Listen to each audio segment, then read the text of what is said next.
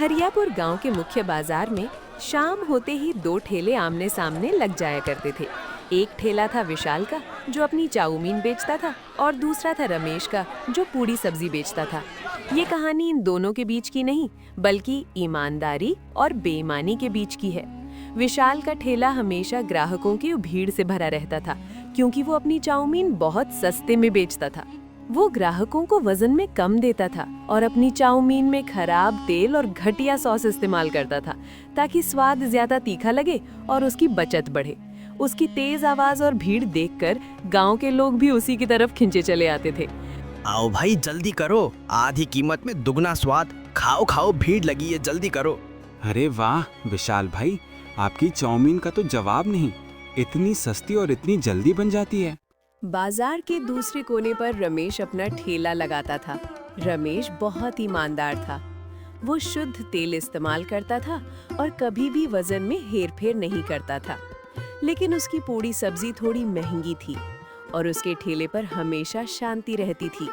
जी आइए बैठिए, ताज़ी बनी हुई सब्जी और गरम पूरियां हैं। विशाल रमेश की ईमानदारी को उसकी कमजोरी मानता था। वो रमेश के ठेले की शांति को देखकर और ज्यादा अहंकार से भर जाता था। एक रात विशाल ने रमेश को देखा, जो अपना सामान समेट रहा था, क्योंकि उसकी कमाई बहुत कम हुई थी। ओ रमेश, इतनी जल्दी घर जा रहे हो? अरे तुम ईमानदारी की माला जपो और मैं पैसे गिनूंगा। ये जमाना जुबान का है, मेहनत का नहीं। रमेश ने बिना कोई जवाब दिए अपना ठेला खींचा।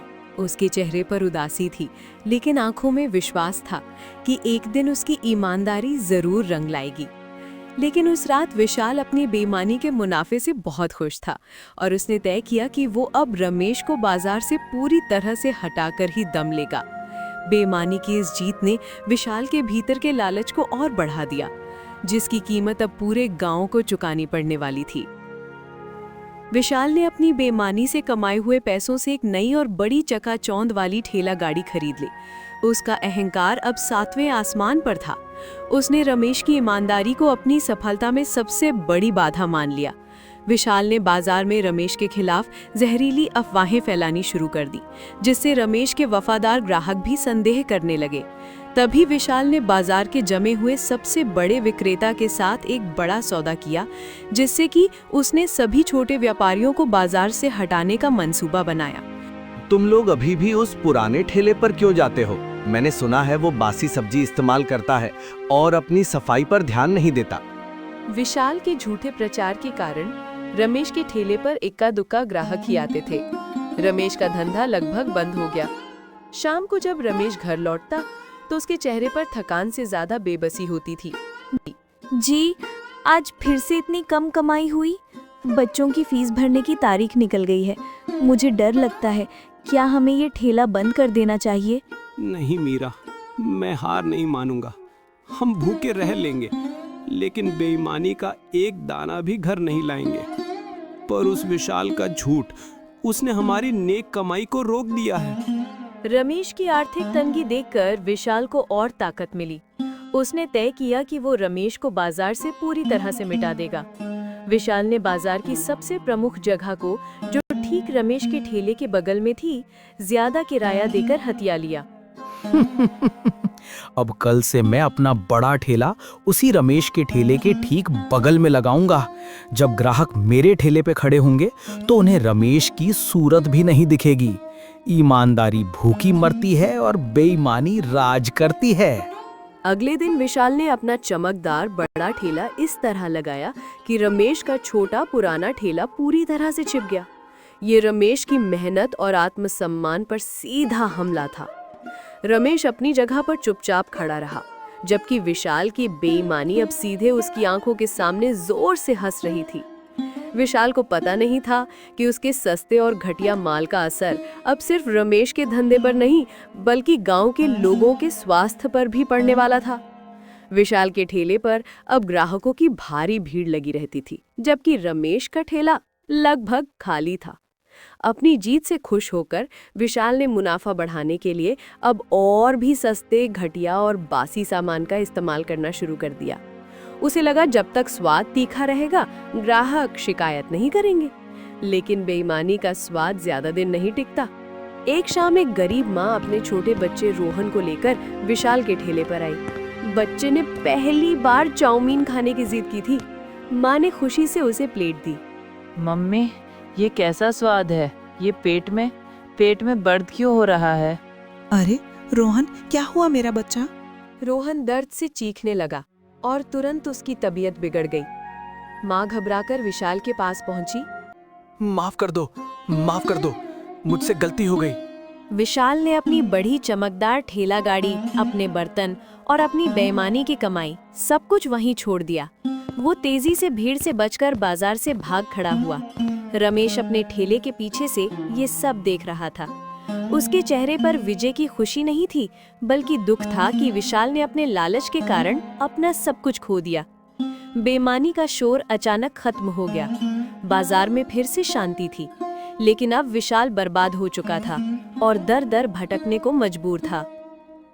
बाजार से भागने के बाद विशाल का जीवन नरक बन गया था। वो रातों को मंदिरों की सीढ़ियों पर सोता था और भूख से तड़पता था। उसके पास जो थोड़े बहुत पैसे बचे थे, वे जल्दी खत्म हो गए। अब वो वही भूख और बेबसी महसूस कर रहा था जिसकी उसने कभी रमेश के लिए कामना की थी।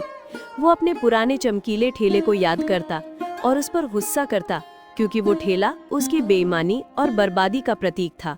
पश्चाताप और उदासी में आंख में आंसू।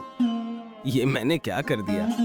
मैंने सोचा था कि पैसा ही सब कुछ है, लेकिन अब मेरे पास कुछ नहीं है।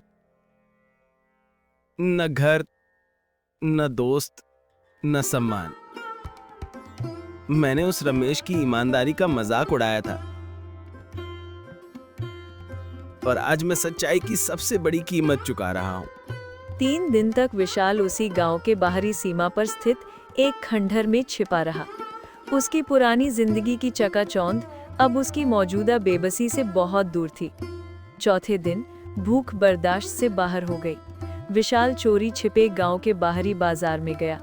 दूर से उसने देखा कि रमेश अपना वही पुराना छोटा ठेला लगाए हुए है। रमेश का ठेला अब ग्राहकों की भीड़ से घिरा हुआ था। लोग रमेश की तारीफ कर रहे थे, क्योंकि अब बाजार में ईमानदार विकल्प सिर्फ वही बचा था। अच्छा हुआ रमेश भाई, जब से उस बेईमान विशाल की पोल खुली है, तब से हम सब बस आपके पास ही आते हैं। आपका खाना थोड़ा महंगा है, लेकिन विश्वास सबसे बड़ा दाम है। आपका खाना शुद्ध है। धन्यवाद। आप सबका विश्वास ही मेरी पूंजी है। विशाल ने दूर से ये सब देखा। उसके दिल को ये एहसास हुआ कि असली सफलता उस शोर में नहीं थी जो वो मचाता था, बल्कि उस शांत विश्वास में थी जो रमेश ने वर्षों की मेहनत से कमाया था। विशाल को अपने लालच और अत्याचार पर गहरी शर्मिंदगी हुई। वो समझ गया कि जब उसने लोगों को जहर खिलाया, तब वो खुद को ही जहरीला बना रहा था। उसने उसी क्षण फैसला कर लिया कि अब उसे सिर्फ जिंदा नहीं रहना है, बल्कि अपने टूटे हुए सम्मान को वापस कमाना है। विशाल ने अपनी पुरानी बेईमानी की कमाई को छुआ तक नहीं। उसने अपनी आखिरी बची पूंजी से सबसे सस्ती और छोटी ठेला गाड़ी खरीदी। वो बाजार में लौटा, पर अब वो शानदार चाउमीन वाला नहीं था, बल्कि एक थका हारा मामूली इंसान था। उसने चाउमीन का नाम तक नहीं लिया। उसने फैसला किया कि वो चाय और गर्मा गर्म पकौड़े बेचेगा, पर पूरी ईमानदारी से।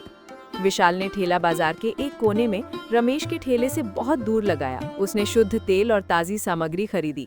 वो हर ग्राहक को वजन में ज्यादा देने और सबसे अच्छी गुणवत्ता देने की कोशिश करता। आइए भाई, ताज़ी बनी हुई चाय और पकोड़े हैं।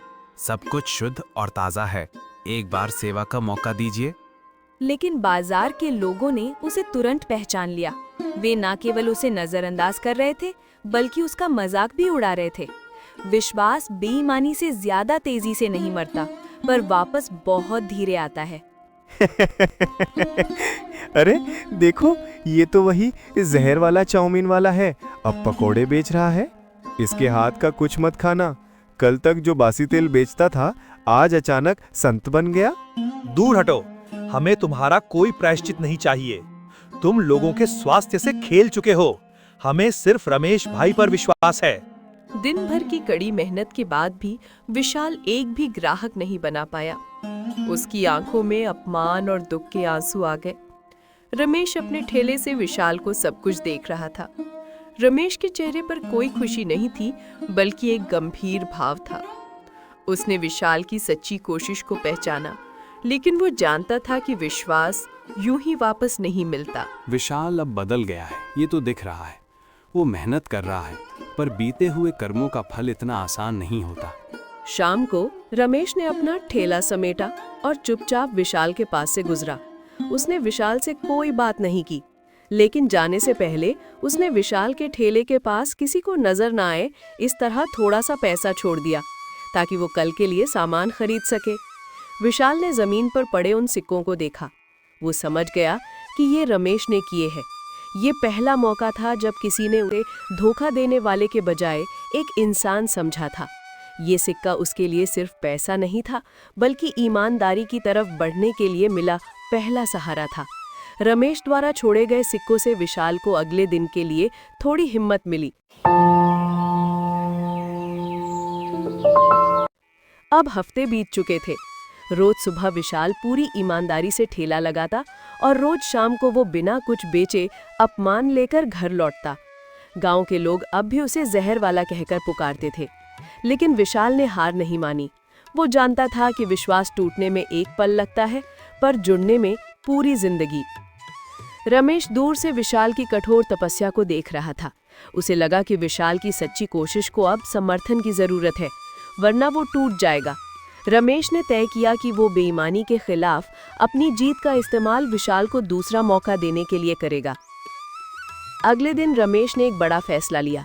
उसने अपना ठेला जल्दी बंद किया और सीधे विशाल के ठेले की तरफ चला गया। बाजार के सभी लोगों की निगाहें उन दोनों पर टिक गई। ये माफी और पश्चाताप का सबसे बड़ा सार्वजनिक क्षण था। विशाल, मेरे लिए 2 प्लेट गर्मा गर्म पकोड़े बनाओ और एक कड़क चाय। आज बाजार की चाय तुम्हारे हाथ की पीऊंगा। रमेश भाई, आप मेरे पास। मैंने आपके साथ जो किया उसके बाद भी आप। विशाल, ईमानदारी कभी नहीं मरती, और जब कोई इंसान अपनी गलती मानकर सही रास्ते पर लौटता है तो उसे एक मौका जरूर मिलना चाहिए। मैंने तुम्हारी मेहनत देखी है, अब दिखाओ गांव वालों को कि तुम सच में बदल चुके हो। रमेश ने सबके सामने पकौड़े और चाय खाई और ईमानदारी से उसका दाम चुकाया। रमेश के इस एक साहसी कदम ने पूरे बाजार का नजरिया बदल दिया। लोगों ने देखा कि अगर रमेश, जिसका सबसे ज्यादा नुकसान हुआ, विशाल को माफ कर सकता है, तो वे भी माफ कर सकते हैं। अगर रमेश भाई को भरोसा है तो हम भी एक बार खा के देखेंगे। उस दिन से विशाल के ठेले पर धीरे धीरे ग्राहक आने लगे। अब भीड़ नहीं थी, पर विश्वास था। विशाल ने न केवल अपना धंधा वापस पाया, बल्कि एक सच्चा दोस्त और आत्मसम्मान भी कमाया। उसकी ईमानदारी अब उसकी सबसे स्वादिष्ट सामग्री बन गई थी। रमेश के सार्वजनिक समर्थन के बाद बाजार के लोग अब धीरे धीरे विशाल पर भरोसा करने लगे थे। उसकी चाय और पकौड़े अब बिकने लगे थे। विशाल ने हर दिन 2 गुनी मेहनत की। उसने कभी भी मुनाफे के लिए अपनी गुणवत्ता से समझौता नहीं किया। उसने हर पकौड़े को ऐसे बनाया जैसे वो अपनी टूटी हुई साख को फिर से जोड़ रहा हो। समय बीता। विशाल ने अपनी ईमानदारी और कड़ी मेहनत से इतना पैसा कमाया कि वो न केवल अपना गुजारा चला सका, बल्कि उसने उस गरीब माँ के बच्चे रोहन के इलाज में भी मदद की, जिसे उसने जहर वाला चाउमीन खिलाया था। 1 साल बाद विशाल ने अपनी पुरानी छोटी ठेला गाड़ी को बदलकर नई ठेला गाड़ी ली, लेकिन इस पर चाउमीन की जगह अब शुद्ध चाय और पकौड़े ही बिकते थे। उस दिन उसने बाजार के बीच में खड़े होकर गांव के लोगों से सार्वजनिक रूप से माफी मांगी। आप सभी से मेरी गुजारिश है, मैंने जो गलती की उसके लिए मुझे कभी माफ नहीं किया जा सकता। मैंने लालच में आकर आप सबका विश्वास तोड़ा। आज मैं जो कुछ भी हूँ वो रमेश भाई की दया और आपकी माफी के कारण हूँ। बेईमानी का स्वाद कड़वा होता है, ये मैंने अब सीख लिया है। गांव के सभी लोगों ने विशाल को ताली बजाकर स्वीकार किया। अब वो जहर वाला नहीं, बल्कि ईमानदार पकौड़े वाला के नाम से जाना जाता था। रमलीश और विशाल अब बाजार में सबसे अच्छे दोस्त बन गए थे। वे एक दूसरे के ठेले के पास खड़े होते और आपस में ईमानदारी के सिद्धांतों पर बात करते। देखा विशाल, मैंने कहा था ना, ईमानदारी कभी नहीं मरती। तुम्हारे पकौड़े अब तुम्हारी पिछली चाउमीन से ज्यादा स्वादिष्ट हैं, क्योंकि इनमें प्यार और सच्चाई मिली हुई है। हाँ रमेश भाई, विश्वास ही सबसे बड़ी चटनी है। विशाल ने अपने जीवन से ये सीखा कि सच्चा मुनाफा बैंक खाते में नहीं, बल्कि लोगों के भरोसे और आत्मसम्मान में होता है। उसने उस दिन से कभी पीछे मुड़कर नहीं देखा।